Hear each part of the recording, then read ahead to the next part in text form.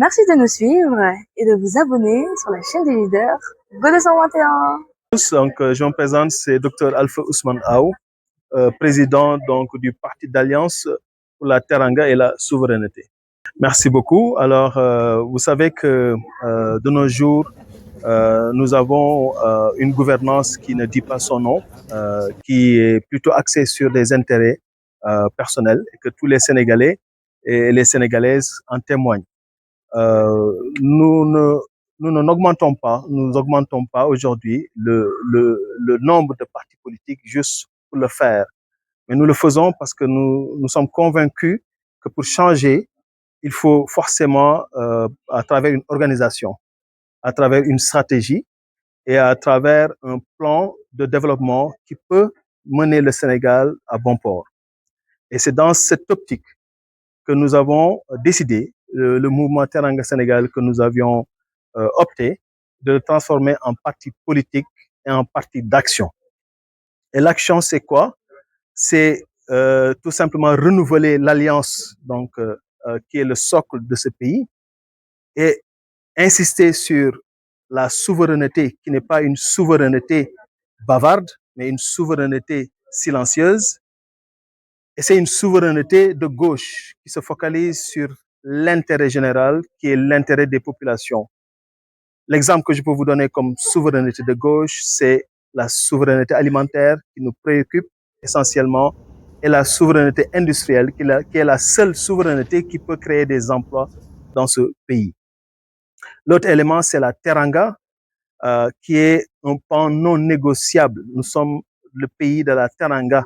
Nous sommes d'ailleurs le seul pays dans ce monde qu'on appelle le pays de la teranga. Donc, c'est un pays qui accueille ses hôtes, qui accueille ses étrangers avec dignité, tout en voulant, tout en préservant notre souveraineté et notre sécurité avec les étrangers qui vivent parmi nous. Vous avez soulevé. Alors, chacun a sa définition du souverainisme. Pour moi, les nouveaux dirigeants, c'est disparse. Hein. On a des dirigeants qui sont aujourd'hui qui gouvernent, mais qui ne gouvernent pas aussi.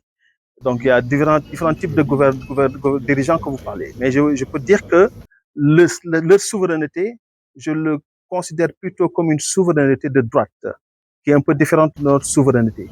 La souveraineté de droite, c'est une souveraineté qui se focalise sur la préférence locale. Et pour nous, une préférence locale sans une souveraineté alimentaire, sans une souveraineté industrielle, c'est mettre les charrues avant les bœufs. Voilà.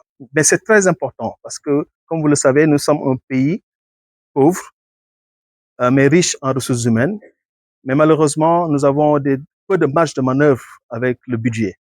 Et donc, ce que nous récoltons comme ressources fiscales n'est pas du tout à la hauteur de notre développement. D'où la nécessité de toujours chercher des financements extérieurs. Mais on ne peut pas aller chercher des financements extérieurs à hauteur de ces mêmes ressources que nous récoltons et se permettre d'avoir tout simplement une administration corrompue où des leaders, des ministres se permettent quand même de faire du n'importe quoi dans ce pays. Donc, c'est quelque chose qu'il faut arrêter. Il faut stopper cette hémorragie si on veut véritablement aller vers le développement.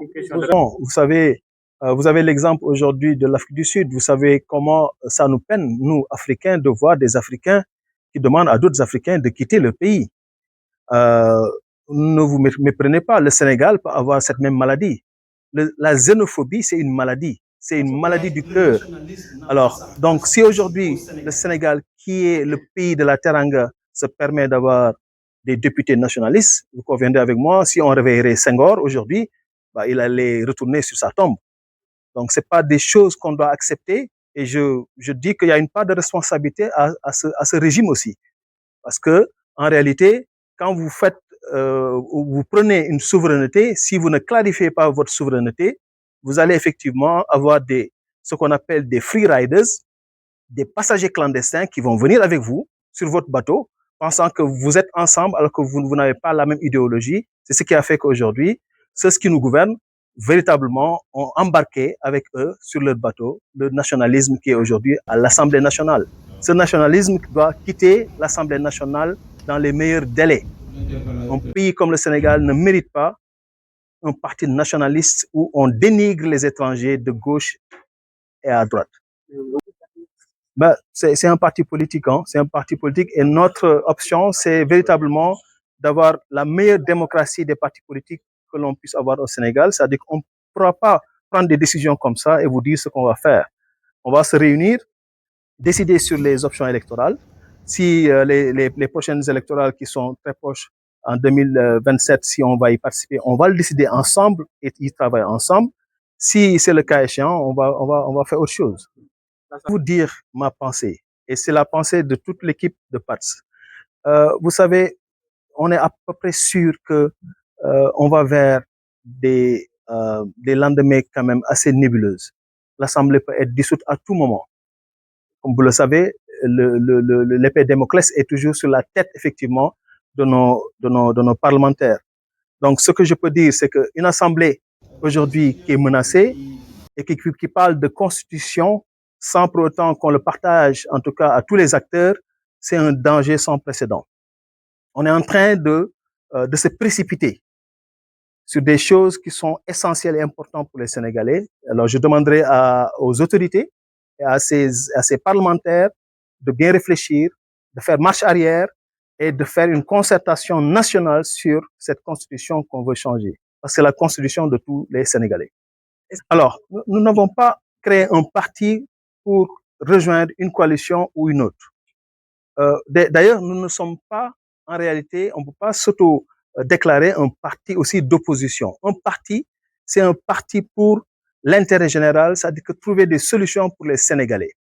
Si je verrais que d'ailleurs, je ne serai pas tendre avec ceux qui gouvernent, que vous appelez la coalition président Diomaye, je serai moins tendre avec eux qu'avec nos amis du PASTEF.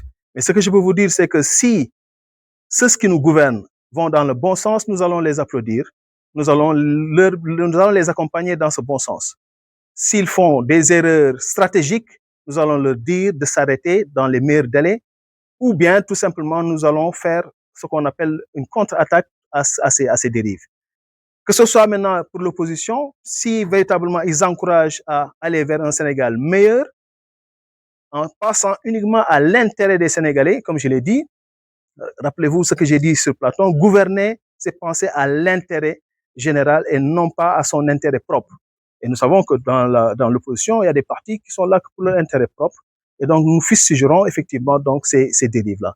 Si la coalition Diomaye vous parle la comme je l'ai dit, que ce soit une coalition Diomaye ou une coalition Niakhobaye ou une coalition Sonko, c'est pas le problème de PATS. Le problème de PATS, c'est est-ce que les Sénégalais y voient leur propre compte?